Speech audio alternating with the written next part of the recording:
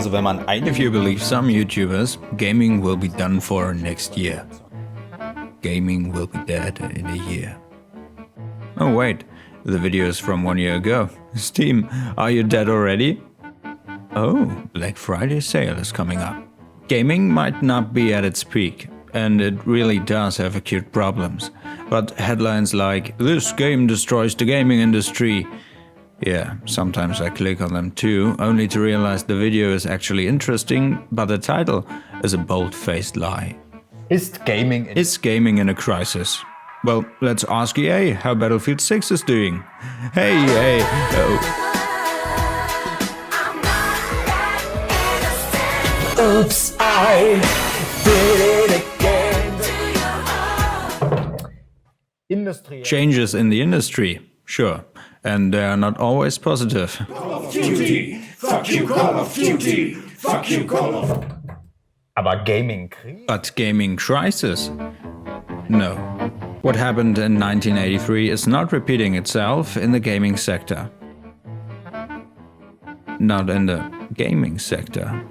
Because the same crisis is happening again. The same behavioral patterns, causes and consequences. Just not in video games, but somewhere completely different. Let me show you. No, wait a second, a short question. Do you feel like you don't know what's safe to click anymore on the internet? Every headline has to be the craziest, the loudest, the biggest, and desensitized by all this crap, we only click on things that sound special, only to find out, oh damn, the title has nothing to do with the video. And slowly, we're just oversaturated with this crap, aren't we? It's an epidemic of too many clickbaity headlines from people who would rather publish in masses without showing any quality just to make a profit. Wait. So exactly like... To understand the year 1983 and why the future of video games really was uncertain back then, we don't need much prior knowledge, because the era of video games was still very young. Home video games only became possible in '72 with the Magnavox Odyssey, but it could basically just show tiny games with 2 dots and a few lines, so you needed transparent overlays stuck onto the TV screen, and for some games you used pen and paper to keep score. Then things started going uphill quickly, for example with successes like Pong at Home, that was the first big console generation. In 1977, Generation 2 started with the Atari 2600, and by 1982 Atari had sold over 30 million consoles. But behind the scenes, not everything was sunshine and rainbows.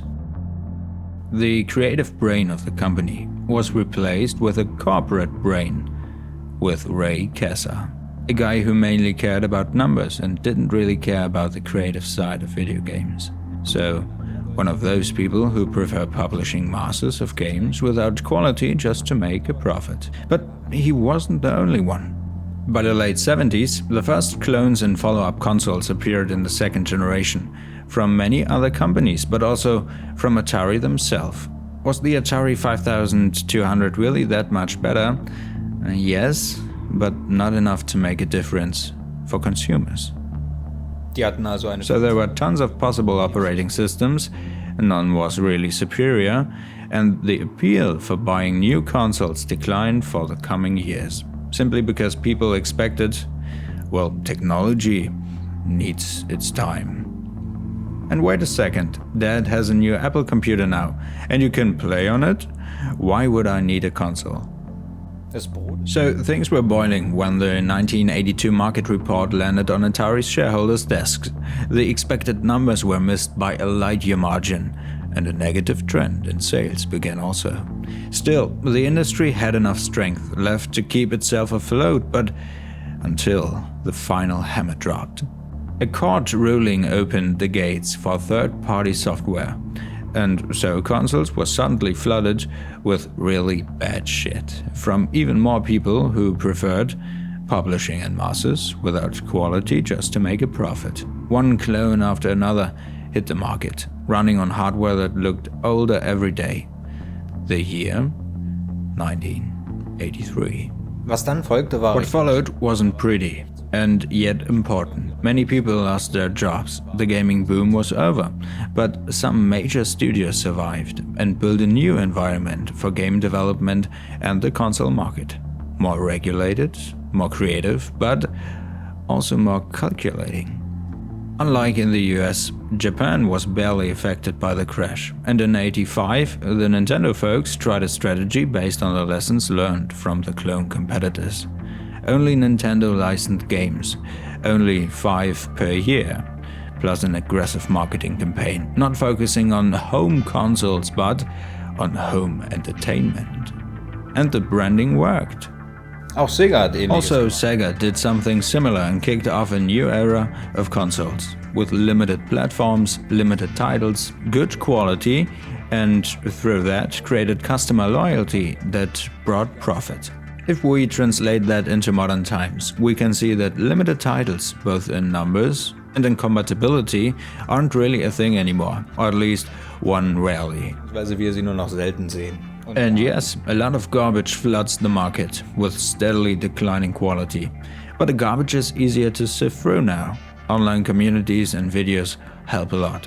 And yes, there are many different consoles nowadays too, but they're globally well established. Game quality and creativity have noticeably declined in recent years. Yes, I made long videos about it, but somehow I can't shake the feeling that gaming isn't the thing in an existential crisis right now. It's the people who wrote those headlines again. Oh no, not them. It's actually the honest, the good editors and journalists who now have an even harder time being found through all the garbage. And trust keeps dropping. The game crash of '83 isn't a mirror of today's gaming industry, it's a mirror of what's happening in our internet and media landscape in general. The problem, a crisis in gaming, well, at worst, people lose jobs. But a crisis in media? Vielleicht Maybe we should call Nintendo.